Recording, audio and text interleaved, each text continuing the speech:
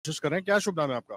पुनीत जैन। पुनीत जी, चित्तौड़गढ़ के लोगों की समस्या क्या है? क्योंकि लोकसभा चुनाव हो रहे हैं, जी मन बना रहे हैं कि इसको देंगे, उसको देंगे, जिसको भी दें, लेकिन जी समस्याएं क्या है?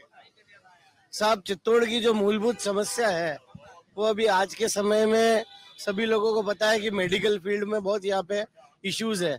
अस्पताल में जो है वो स्पेसिफिक डॉक्टर है नहीं, और इलाज के लिए मरीजों को बहुत मशीनें खराब है, तो जांचों में भी बहुत इशू आता है। और पर्टिकुलरली क्या होता है कि जो भी मरीज जाता है वो चक्कर काटता है और उसका प्रॉपर इलाज मिल नहीं पाता। सरकार की तमाम सुविधाओं होने के बावजूद भी डॉक्टर्स की कमी के कारण ये इशू बहुत खतरनाक हो रहा है। और लोगों को इलाज सरकार इतनी फैसिलिटी दे रही है कि आपको मेडिकल में जांचें फ्री है, दवाइयाँ फ्री है, आपका रुकना फ्री है, लेकिन उसको इम्प्लीमेंट करने के लिए जो बेसिक नीड है डॉक्टर्स, जो मूलभूत चीज है, वो डॉक्टर्स स्पेसिफिक यहाँ है नहीं। यहाँ के डॉक्टर एक्सपेरिमेंट करते हैं, और जब तक मरीज थक नहीं जाता या वो मेजर डिजीज नहीं आ जाती तब तक उसको रेफर नहीं करते बाहर। तो वो जहाँ जहाँ पहुंचता है, यहाँ से तुरंत उदयपुर या अहमदाबाद जब उसको रेफर करते हैं तो उसकी कंडीशन ये होती है कि वहां जाने के बाद उसको बहुत स्ट्रगल करना पड़ता है जिंदगी और मौत से। तो सबसे बड़ा मेडिकल में हमारे जो भी सांसद हैं उन्होंने यहाँ पे हर क्षेत्र में बहुत विकास किया है। तो मैं उनसे यही अनुरोध करूंगा कि मेडिकल में डॉक्टर्स की ऐसी टीम लाएं कि चित्तौड़ की जनता उनके लिए हमेशा समर्पित रहे और उनको हमेशा मोटिवेट करें। मेडिकल समस्याओं का आपने जिक्र किया है, एक चीज का जिक्र करना यहाँ पर बनता है। विधानसभा चुनाव में भी हम अलग अलग जगह राजस्थान में घूमे थे, सब गहलोत सरकार की चिरंजीवी योजना की बात कर रहे थे, तो उसका फायदा चित्तौड़ के लोगों को नहीं मिला, या अभी क्या स्थिति है?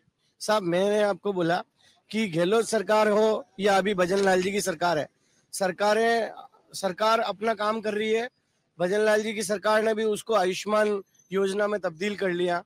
अब योजना इम्प्लीमेंट होना बहुत अच्छी बात है और बहुत सुंदर योजना है आयुष्मान योजना। ये मोदी जी की केंद्र सरकार की योजना है, इसको राज्य सरकार में भी लाए।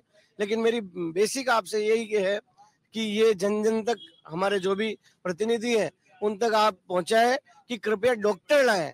यहाँ पे ऐसे डॉक्टर हैं, उन्होंने अपना आधिपत्य जमा लिया, सालों से यही काम कर रहे हैं। उनके घर पे देखते हैं तो वो 50 मरीज 60 मरीज वहाँ पे धक्के देते हैं लोगों को। जो धक्के जो देते हैं लोगों को उससे काफी लोग आहत है। तो पुराने डॉक्टर यहाँ 15-15, 20-20, 25-25, 30-30 सालों से यहाँ पे चित्तौड़ में जमे हुए हैं। उनको किसी भी प्रकार की जनता की सुध नहीं है और सब अपना अपना काम बढ़ने में लगे हुए हैं। डॉक्टरों की संख्या बढ़ाई जाए और कम से कम जो स्पेसिफिक डॉक्टरों की संख्या या न्यूरोलॉजी की बहुत अभाव है। साहब, मैं आपसे यही अनुरोध करूंगा कि आप सही समय पे, क्या पता क्या अच्छा मौका था तो आपसे मेरी मुलाकात हो गई।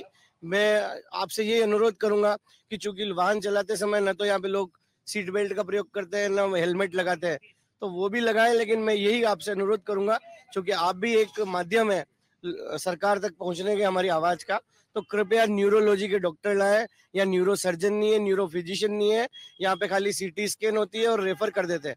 उनको कुछ इलाज पता नहीं है, उसके सिर में ब्लड का थक्का भी जम जाता है तो उनको पता नहीं चलता इसका करना क्या है। तो प्लीज मेरी आपसे ये रिक्वेस्ट है कि योजनाएं बहुत अच्छी है, पर योजनाओं को काम करने वाला, उस योजनाओं में सांस भरने वाला जो डॉक्टर है, डॉक्टर नहीं है। अब आज यहाँ न्यूरोलॉजी का डॉक्टर है नहीं, किसी का एक्सीडेंट हो गया, उसके सिर में लग गई, उसको इलाज नहीं मिलता, तो फिर उस योजना, इतनी अच्छी योजना का बेनिफिट क्या है सर?